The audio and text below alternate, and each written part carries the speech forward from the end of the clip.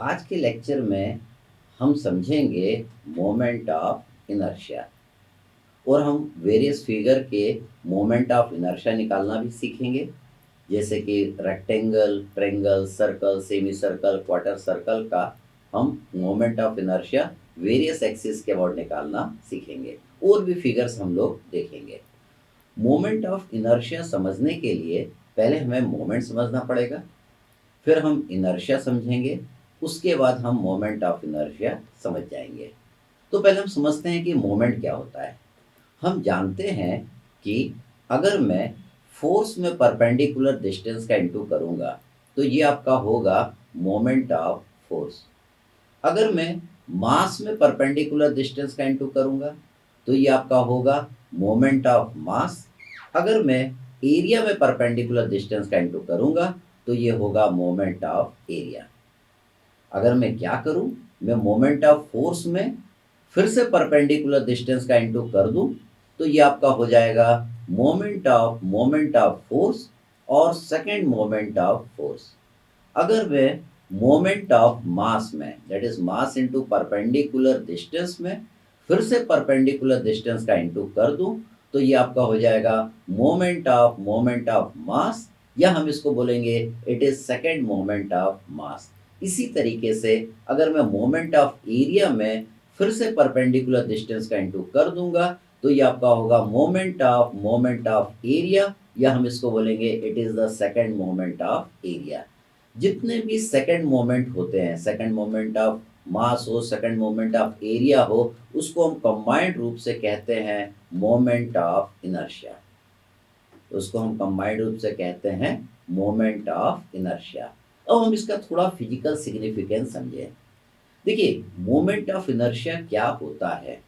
देखिए, linear motion में जो काम इनर्शिया करता है वही काम रोटेशनल मोशन में मास मोमेंट ऑफ इनर्शिया करता है। अब सवाल उठता है कि लीनियर मोशन में इनर्शिया क्या काम करता है। देखिए, अगर कोई बॉडी रुकी है तो वो रुकी रहेगी। कब तक? जब तक आप उस पर कोई एक्सटर्नल फोर्स एक्ट ना करे। और अगर कोई बॉडी चल रही है तो ये बॉडी चलती रहेगी। ये बॉडी कब तक चलती रहेगी? जब तक आप इस पे कोई एक्सटर्नल फोर्स एक्ट न करें। यही काम रोटेशनल मोशन में मास मोमेंट ऑफ इनर्शिया करता है। क्या करता है? अगर कोई बॉडी रुकी है तो ये रुकी रहेगी। कब तक? जब तक आप इस पे कोई एक्सटर्नल फोर्स एक्ट न करें। अगर कोई बॉडी गोल गोल घूम रही है, देखिए गोल गोल घूम रही है, तो ये घूमती रहेगी। कब तक घूमती रहेगी? जब तक आप इस पे कोई एक्सटर्नल फोर्स एक्ट न करें। तो देखिए, अगर किसी बॉडी का मास मोमेंट ऑफ इनर्शिया ज़्यादा है, इसका मतलब क्या हुआ? इसका मतलब ये हुआ, जैसे ये आपकी एक बीम है, इसका मास मोमेंट ऑफ इनर्शिया ज़्यादा रहेगा तो आपको यहाँ पे ज़्यादा लोड लगाना पड़ेगा इसको बेंड करने के लिए। जैसे अगर मैं एक कॉलम लूँ, इस कॉलम के दो एक्सिस हैं। एक आपका ये जा रहा है सेंट्रोइडल वाई वाई एक्सिस है, एक जा रहा है सेंट्रोइडल एक्स एक्स एक्सिस है। जिस एक्सिस के अबाउट इसका मास मोमेंट ऑफ इनर्शिया कम आएगा, उस एक्सिस के अबाउट ये वाला कॉलम क्या होगा? बेंड हो जाएगा। जिस एक्सिस के अबाउट इस कॉलम का मास मोमेंट ऑफ इनर्शिया कम आएगा या एरिया मोमेंट ऑफ इनर्शिया कम आएगा, उस एक्सिस के अबाउट ये वाला कॉलम क्या होगा? बेंड हो जाएगा। मतलब किसी बॉडी का मोमेंट ऑफ इनर्शिया ज़्यादा है, इसका मतलब उसमें एनर्जी को एब्जॉर्ब करने की टेंडेंसी ज़्यादा है।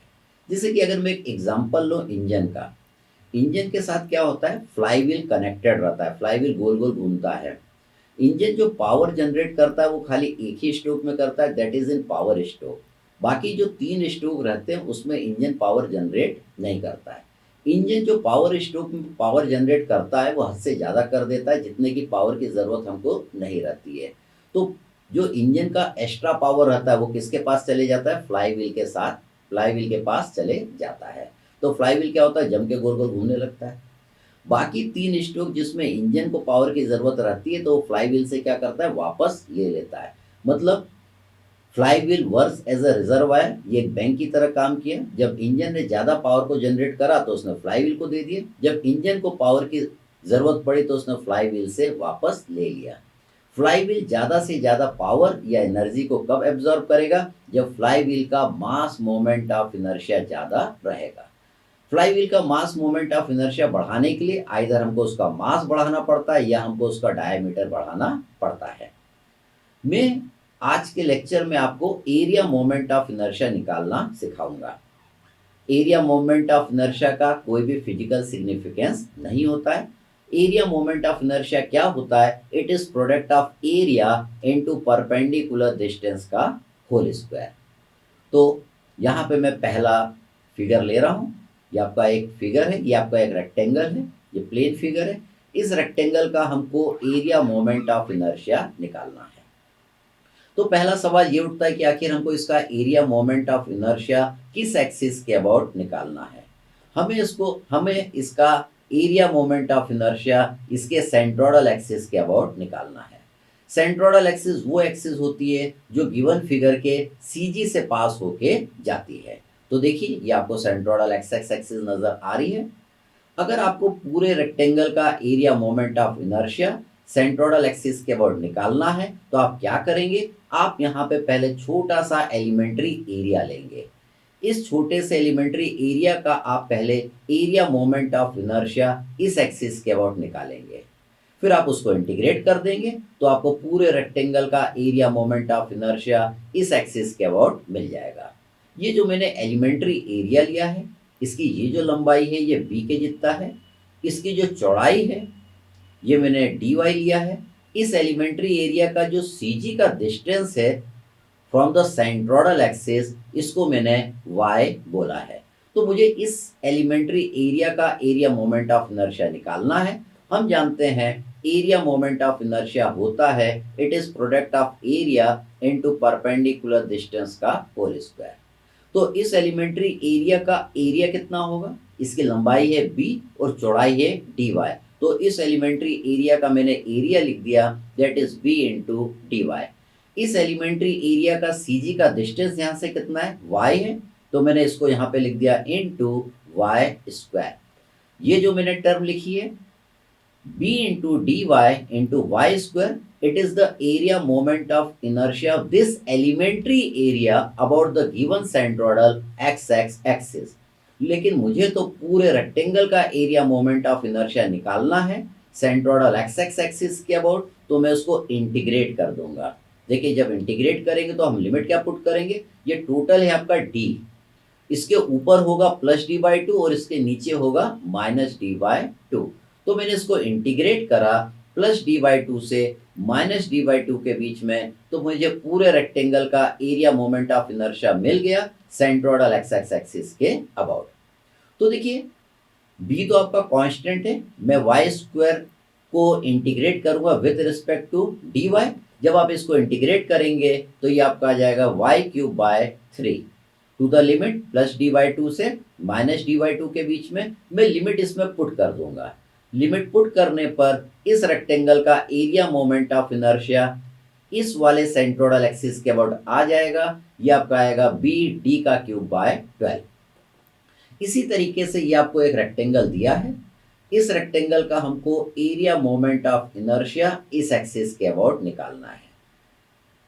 ये आपका कौन सा एक्सिस है? ये आपका सेंट्रोइडल वाई एक्सिस है। ये देखिए सेंट्रोइडल वाई एक्सिस जा रहा है। सेंट्रोइडल एक्सिस वो एक्सिस होता है जो कि गिवन फिगर के CG से पास होके जाता है, सेंटर ऑफ ग्रेविटी से पास होके जाता है।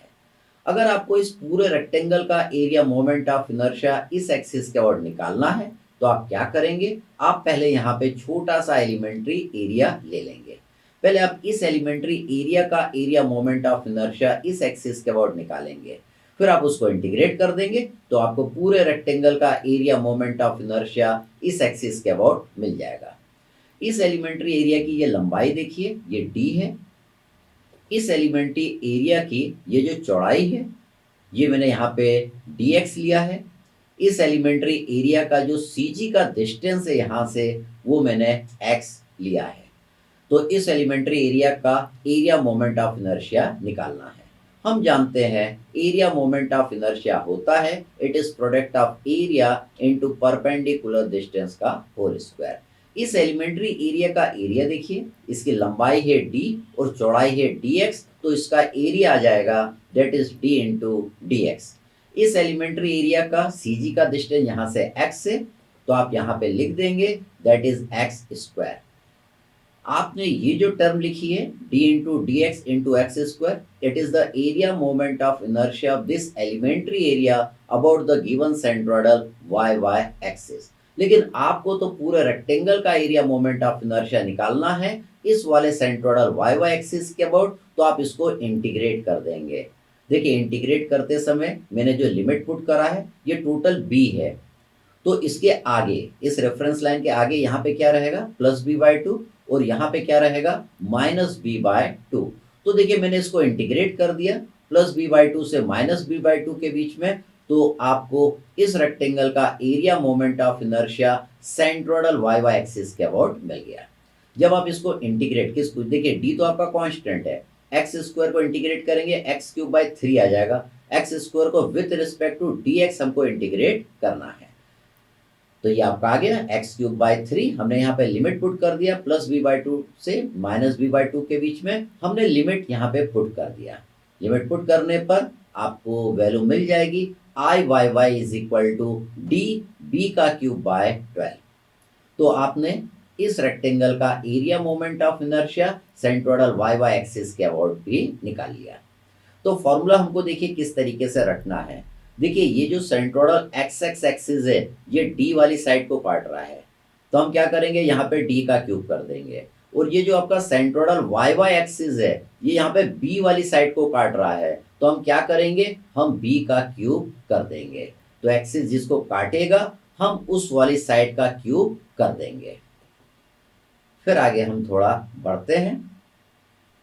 यहाँ पे देखिए मैंने कुछ फिगर्स बनाए हैं, इनका हमको मोमेंट ऑफ इनर्शिया निकालना है। जैसे कि ये रेक्टेंगल है, इस रेक्टेंगल का मोमेंट ऑफ इनर्शिया इस एक्सिस के अबाउट निकालना है, ये इसका सेंट्रोइडल एक्सिस है, तो इसने डी वाली साइड को काटा, तो हम डी का क्यूब करेंगे, हम लिखेंगे दैट इज बी डी का क्यूब बाय 12।